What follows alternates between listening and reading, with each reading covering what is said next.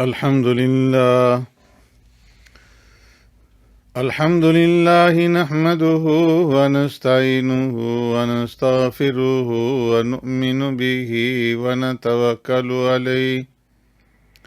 ونعوذ بالله من شرور أنفسنا ومن سيئات أعمالنا من يهده الله فلا مضل له ومن يضلله فلا هادي له ونشهد أن لا إله إلا الله وحده لا شريك له ونشهد أن سيدنا ونبينا ومولانا محمدا عبده ورسوله صلى الله تعالى عليه وعلى آله وأصحابه وبارك وسلم تسليما كثيرا أما بعد فأعوذ بالله من الشيطان الرجيم بسم الله الرحمن الرحيم إن الذين يكفرون بآيات الله ويقتلون النبيين بغير حق ويقتلون الذين يأمرون بالقسط من الناس فبشرهم بعذاب أليم أولئك الذين حبطت أعمالهم في الدنيا والآخرة وما لهم من ناصرين صدق اللہ مولانا العظیم ان الذین یکفرون بآیات اللہ، بے شک وہ لوگ جو انکار کرتے ہیں اللہ تبارک و تعالیٰ کی آیات کا، وَيَقْتُلُونَ النَّبِيِّينَ بِغَيْرِ حَقٍّ، اور قتل کرتے ہیں نبیوں کو ناحق، وَيَقْتُلُونَ الَّذِينَ يَأْمُرُونَ بِالْقِسْطِ مِنَ النَّاسِ، اور قتل کرتے ہیں ان لوگوں کو جو حکم کرتے ہیں انصاف کرنے کا لوگوں میں سے، فَبَشِّرْهُم بِعَذَابٍ أَلِيمٍ، سو خوشخبری سنا دیجئے ان کو دردناک عذاب کی۔ اولئک الذین حبطت اعمالهم فی الدنیا والآخرہ، یہی ہیں جن کے اعمال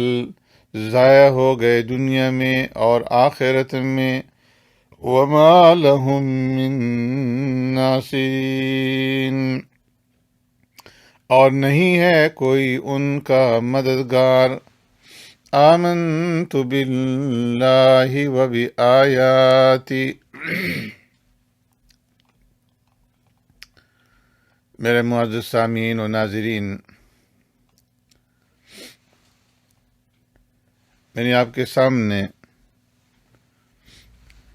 سورہ آل عمران کی آیت نمبر 21 اور 22 تلاوت کی ہے۔ ان آیات کا ماقبل کے ساتھ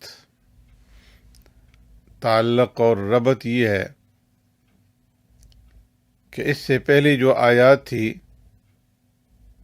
ان میں اللہ تبارک و تعالی نے اہل کتاب کی ضد اور ان کی ہٹ درمی کا بیان فرمایا تھا کہ یہ لوگ محض سرکشی، حسد، عناد اور بغض کی وجہ سے جان بوجھ کر کے علم میں آ جانے کے بعد بھی دین سے اختلاف کرتے ہیں اور دین اسلام کو قبول نہیں کرتے۔ انہوں نے صرف دنیاوی مرتبہ، جاہ اور مال اور دنیاوی ریاست اور اقتدار کی خاطر دین کو قبول نہیں کیا۔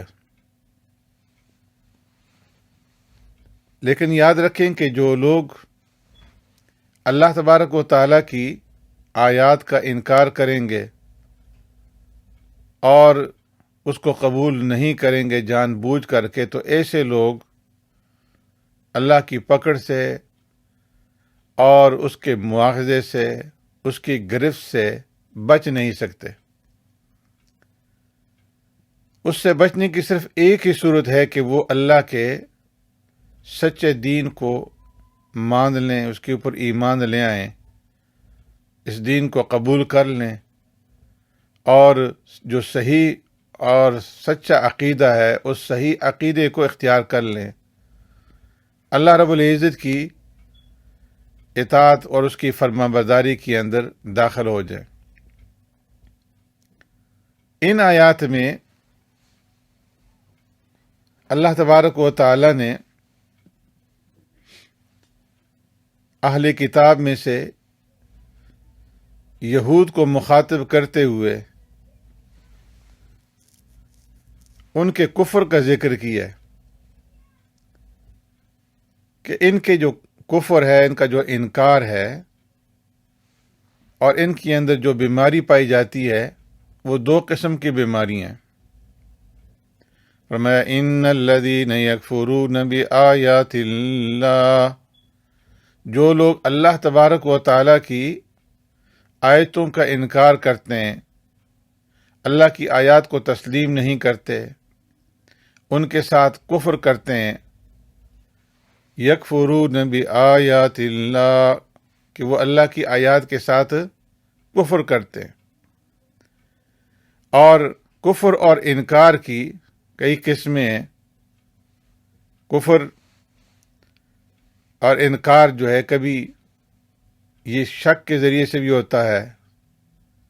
تردد کے ذریعے سے بھی ہوتا ہے، اور نفاق کے ذریعے سے بھی ہوتا ہے،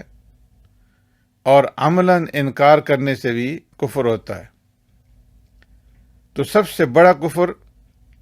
اللہ تبارک و تعالیٰ کی آیات اور اس کے احکامات کو تسلیم نہ کرنا ہے۔ جو انسان اللہ رب العزت کی احکامات کا انکار کرتا ہے تو وہ مکمل طور پر کافر ہو جاتا ہے۔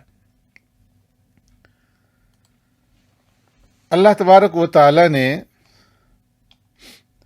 آقا نامدار سرور کائنات رحمت دو عالم صلی اللہ علیہ وسلم کو ساری کائنات کے لیے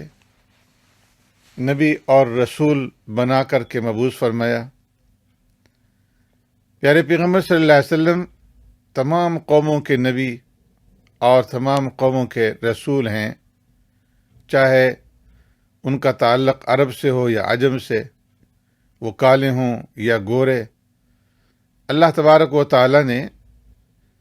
قیامت تک کی آنے والی ساری انسانیت کی طرف آقا نامدار سرور کائنات رحمت دو عالم صلی اللہ علیہ وسلم کو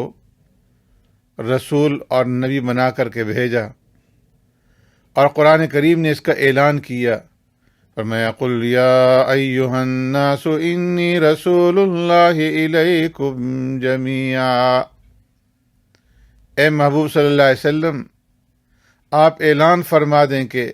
یا ایھا الناس، اے انسانوں، اے لوگو، انی رسول اللہ الیکم جمیعا، میں تم سب کی طرف اللہ تبارک و تعالیٰ کا رسول ہوں۔ اور آپ صلی اللہ علیہ وسلم نے خود اعلان فرمایا انما بعثت الی الاسود والاحمر، کہ مجھے اللہ تبارک و تعالیٰ نے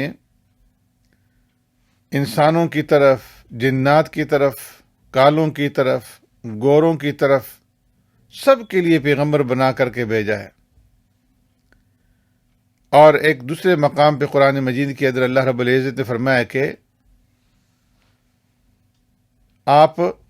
نذیر للعالمین، سارے جہانوں کو ڈرانے والے ہیں۔ تو تمام جہانوں کے لیے اللہ نے آپ صلی اللہ علیہ وسلم کو نبی بنا کر کے بھیجا، اور آپ صلی اللہ علیہ وسلم کی بعثت ہوئی۔ پہلے زمانے کے اندر ہر قوم کا الگ نبی ہوتا تھا، ہر علاقے کا الگ نبی ہوتا تھا، لیکن اللہ رب العزت نے آپ صلی اللہ علیہ وسلم کو ساری انسانیت کے لیے نبی اور رسول بنا کر کے بھیجا۔ تو فرمایا کہ ان الذین یکفرون بآیات اللہ، کہ وہ لوگ جو اللہ رب العزت کی آیات کا انکار کرتے ہیں، وَيَقْتُلُونَ النَّبِيِّينَ بِغَيْرِ حق، اور وہ اللہ تبارک و تعالیٰ کے نبیوں کو ناحق قتل کر دیتے ہیں۔ یہ جو یہود تھے پیارے پیغمبر صلی اللہ علیہ وسلم کے زمانے کے، انہیں یہ باور کرایا جا رہا ہے کہ اللہ رب العزت کی آیات کا انکار کرنا اور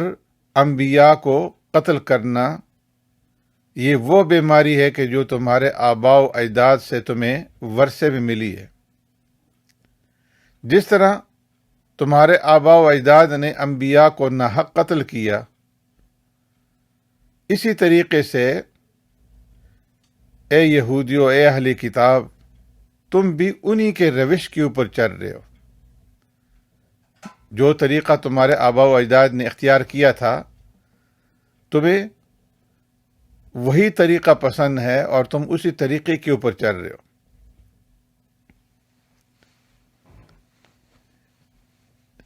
انبیاء علیہ الصلوۃ والسلام کے جس قتل کی طرف اس آیت کریمہ میں اشارہ ہے، فرمایا کہ اس سے مراد وہ قتل ہے کہ جو بنی اسرائیل نے، جو بہت ساری قومیں قریب کے علاقے کے اندر آباد تھی، تقریباً 43 قومیں آباد تھیں، اور ہر قوم کا اپنا الگ پیغمبر تھا، لیکن یہ اپنے پیغمبروں کی نافرمان تھی۔ انہوں نے آپس میں مشورہ کیا کہ ان انبیاء علیہ الصلوۃ والسلام کی روز کی تبلیغ کی وجہ سے ہم تنگ آ چکے ہیں۔ جب دیکھو یہ تبلیغ کرتے رہتے ہیں، راتوں کو، دن کو، بازاروں میں، گھروں میں، نہ خوشی کا موقع چھوڑتے ہیں، نہ غمی کا موقع چھوڑتے ہیں، ہر جگہ پہنچ جاتے ہیں، اور ان کی ایک ہی صدا اور ایک ہی آواز ہوتی ہے، یا قوم اعبدوا اللہ ما لکم من الہ غیرہ، اے قوم،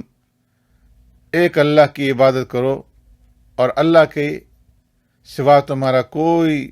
معبود نہیں ہے، کوئی عبادت کے لائق نہیں ہے۔ ان سے ہمیں چھٹکارا حاصل کرنا چاہیے، ان سے خلاصی حاصل کرنی چاہیے۔ چنانچہ انہوں نے مشورہ کیا اور ہر قوم کے بدماش اور گنڈے اکٹھے ہوئے، اور انہوں نے ایک ہی دن میں 43 پیغمبروں کو شہید کر دیا۔ ان پیغمبروں کی امداد کے لیے، ان کے تعاون کے لیے، ان کی نصرت کے لیے، ان کی مدد کے لیے 170 آدمی کھڑے ہوئے ان لوگوں کو سمجھانے کے لیے کہ تم جو کچھ کر رہے ہو یہ غلط کر رہے ہو، یہ لوگ تمہیں اللہ کی طرف بلا رہے ہیں، ان کا کوئی قصور نہیں ہے، کوئی جرم نہیں ہے، تم اس برے فعل سے باز آؤ۔ تو انہوں نے ان 170 آدمیوں کو بھی قتل کر دیا۔ تو اس کا ذکر اللہ رب العزت اس آیت میں فرماتے ہیں، ان الذین یکفرون بآیات اللہ ویقتلون النبیین بغیر حق، کہ بے شک وہ لوگ جو اللہ تبارک و تعالیٰ کی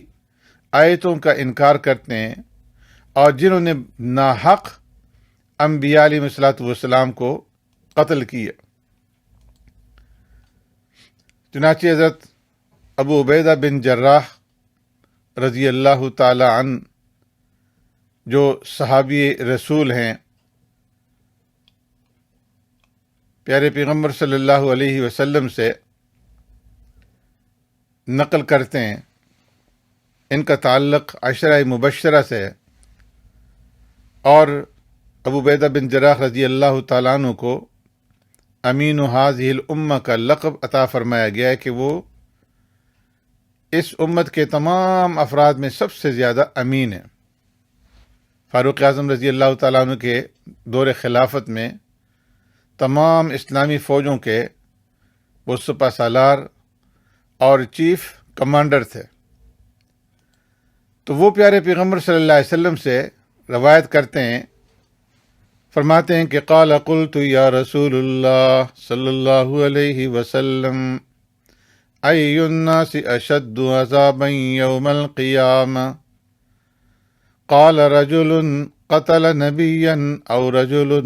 امر بالمنکر ونہى عن المعروف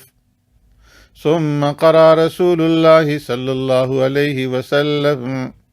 وَيَقْتُلُونَ النَّبِيِّينَ بِغَيْرِ حَقٍّ وَيَقْتُلُونَ الَّذِينَ يَأْمُرُونَ بِالْقِسْطِ مِنَ النَّاسِ إِلَى وَمَا لَهُم مِّن نَّاصِرِينَ ثُمَّ قَالَ رسول اللہ صلی اللہ علیہ وسلم یا ابا عبیدہ قتلت بنو اسرائیل 43 نبیا من اول النہار في ساعة واحدة فقام 100 رجل و12 رجلا من عباد بني إسرائيل فأمروا من قتلهم بالمعروف ونهوهم عن المنكر فقتلوا جميعا من آخر النهار في ذلك اليوم وهم الذي ذكر الله عز وجل۔ ابو عبیدہ بن جراح رضی اللہ تعالیٰ عنہ فرماتے ہیں قال قلت یا رسول اللہ ای الناس اشد عذابا یوم القیامہ، اے اللہ کے رسول صلی اللہ علیہ وسلم مجھے یہ بتائیے کہ قیامت کے دن سب سے زیادہ عذاب کے اندر کون ہوگا، سب سے زیادہ عذاب کس انسان کو ملے گا؟ تو آپ صلی اللہ علیہ وسلم نے ارشاد فرمایا رجل قتل نبیا، قیامت کے دن سب سے عذاب اس آدمی کو ملے گا کہ جس نے کسی نبی کو قتل کیا ہوگا، او رجل امر بالمنکر ونہى عن المعروف، یا کسی ایسے آدمی کو قتل کیا ہوگا کہ جو لوگوں کو اللہ کی طرف بلاتا ہو، نیکی کا حکم کرتا ہو اور برائی سے روکتا ہو۔ اور پھر دلیل کے طور پر پیارے پیغمبر صلی اللہ علیہ وسلم نے اسی آیت کریمہ کی تلاوت فرمائی کہ وَيَقْتُلُونَ النَّبِيِّينَ بِغَيْرِ حَقٍّ، کہ وہ لوگ انبیاء کو ناحق قتل کرتے ہیں۔ ثم قال رسول اللہ صلی اللہ علیہ وسلم یا ابا عبیدہ، اس آیت کریمہ کو مکمل تلاوت کرنے کے بعد پیارے پیغمبر صلی اللہ علیہ وسلم نے حضرت ابو عبیدہ بن جراح رضی اللہ تعالی عنہ کو خطاب کرتے ہوئے ارشاد فرمایا کہ بنی اسرائیل نے ایک دن کے اندر 43 نبیوں کو قتل کیا۔ صبح کے وقت دن کے پہلے حصے میں، شروع کے حصے میں انہوں نے 43 نبیوں کو قتل کیا، اور ان 43 نبیوں کی مدد کے لیے فقام 100 رجل و12 رجلا من عباد بنی اسرائیل، بنی اسرائیل کے 112 آدمی، اس روایت کے اندر 112 کے الفاظ ہیں اور باقی روایات کے اندر 170 کے الفاظ ہیں، کہ 170 آدمی ان کی مدد کے لیے کھڑے ہوئے اور ان قاتلوں کو سمجھانے لگے، ان کو صحیح راہ راست بتانے لگے اور منکر سے ان کو روکنے لگے۔ تو دن کے دوسرے حصے میں فَقُتِلُوا جَمِيعًا مِّنْ آخِرِ النَّهَارِ فِي ذَلِكَ الْيَوْمِ، اسی دن کے دوسرے حصے کے اندر انہوں نے ان 170 آدمیوں کو بھی قتل کر دیا، ان کو موت کے گھاٹ اتار دیا۔ ایک دوسری روایت میں جو حضرت عبداللہ ابن مسعود رضی اللہ تعالیٰ عنہ سے مروی ہے، وہ فرماتے ہیں کہ قتلت بنو اسرائیل 300 نبی من اول النہار، کہ بنی اسرائیل نے ایک دن میں دن کے پہلے حصے کے اندر 300 انبیاء علیہ السلام کو شہید کیا، اور شام کے ٹائم انہوں نے جو ہے اتنے تکبر کے اندر، اتنے غرور کے اندر وہ مبتلا تھے کہ دن کے شروع کے حصے میں انہوں نے 300 انبیاء کو قتل کیا، اور شام کے وقت جو ہے اپنی سبزی بازار لگا دیا اور اس کے اندر جو ہے سبزی کی فروخت کرنے لگے۔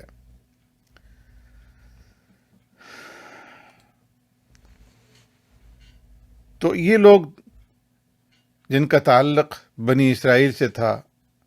جو یہودی تھے، انہوں نے بے شمار انبیاء علیہ الصلوۃ والسلام کو قتل کیا۔ زکریا علیہ الصلوۃ والسلام کو،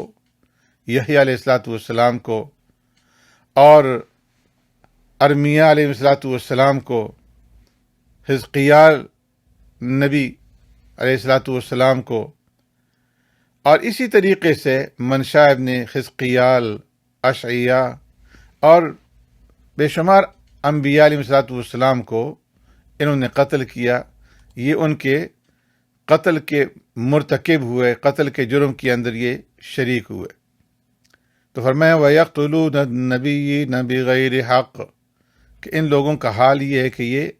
ناحق انبیاء علیہ الصلوۃ والسلام کو قتل کرتے۔ یہاں پر بغیر حق کے الفاظ اللہ تبارک و تعالیٰ نے استعمال فرمائے کہ وہ ناحق انہوں نے انبیاء علیہ الصلوۃ والسلام کو قتل کیا، کیونکہ حق کے ساتھ اسلام میں قتل کی 3 ہی صورتیں ہیں، اور اللہ تبارک و تعالیٰ کے پیغمبر جو تھے ان تینوں صورتوں سے پاک اور منزہ تھے۔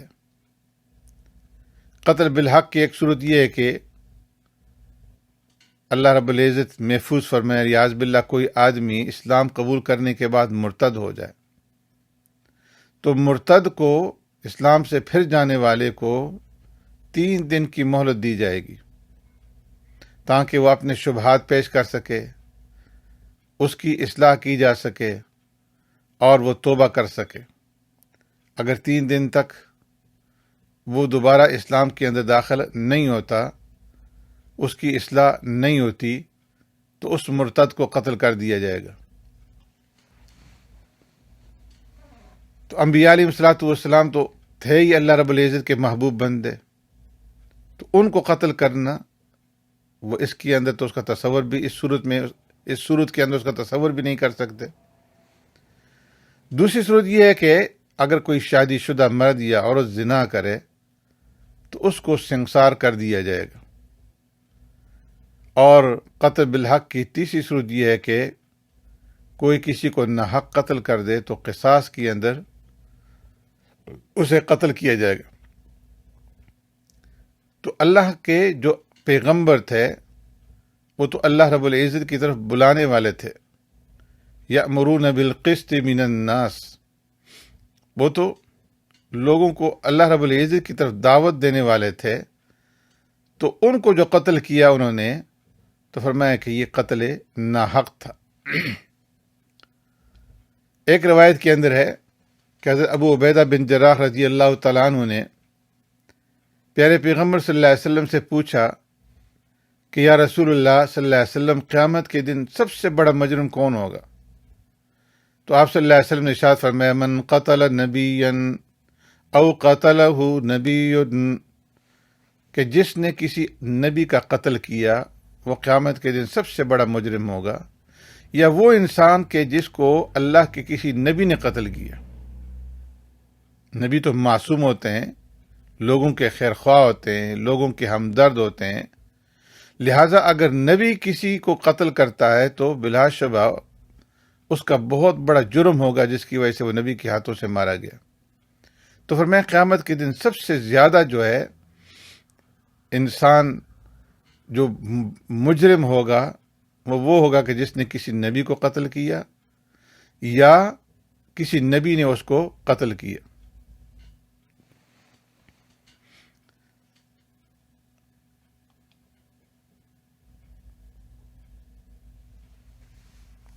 آگے فرمایا وَيَقْتُلُونَ الَّذِينَ يَأْمُرُونَ بِالْقِسْطِ مِنَ النَّاسِ،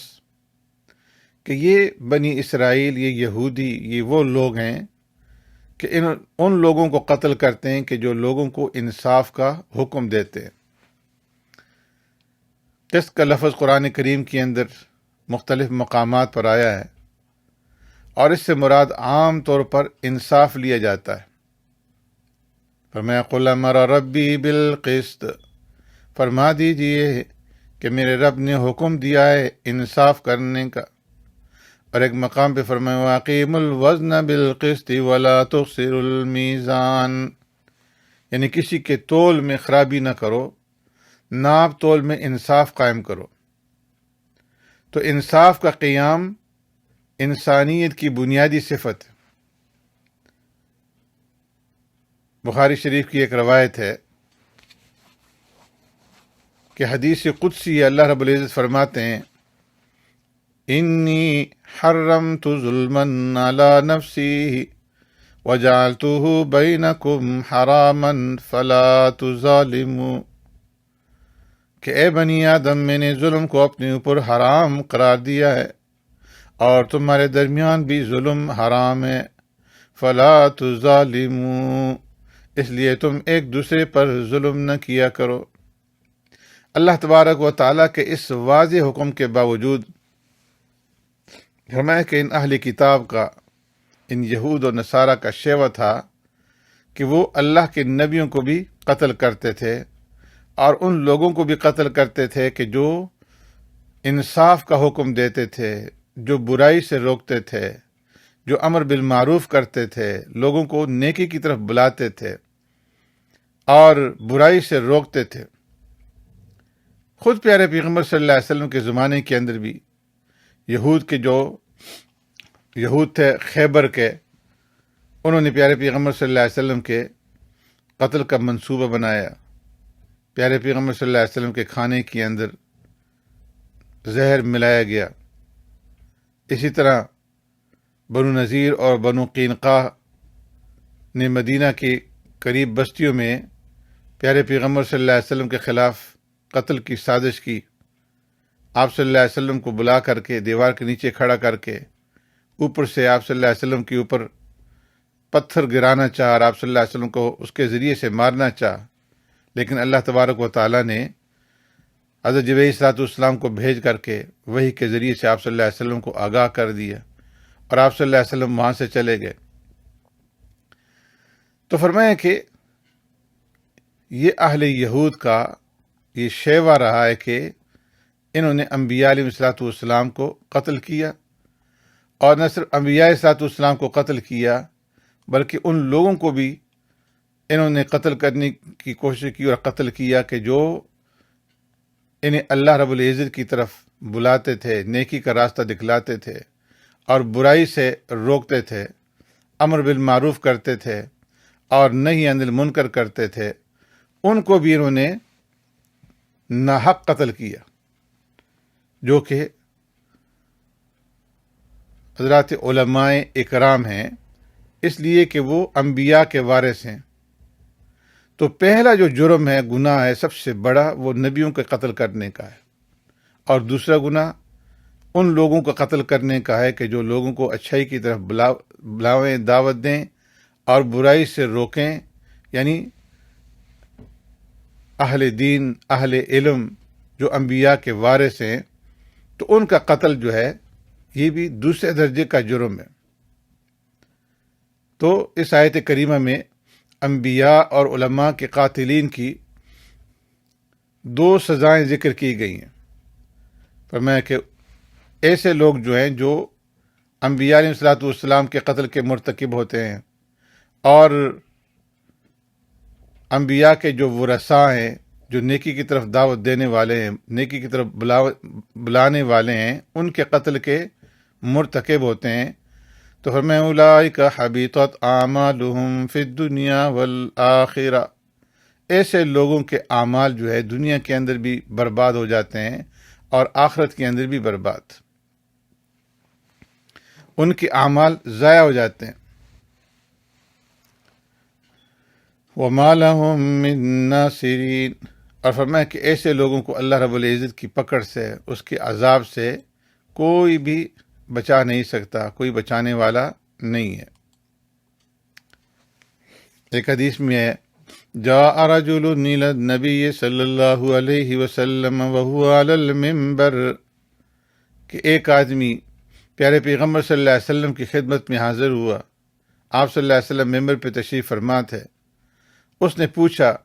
من خیر الناس یا رسول اللہ، اے اللہ کے رسول صلی اللہ علیہ وسلم، لوگوں میں بہترین انسان کون سا ہے؟ فرمایا آمرہم بالمعروف وانہاہم عن المنکر، میں لوگوں میں بہترین انسان ہوئے جو لوگوں کو نیکی کی طرف دعوت دے اور برائی سے روکے،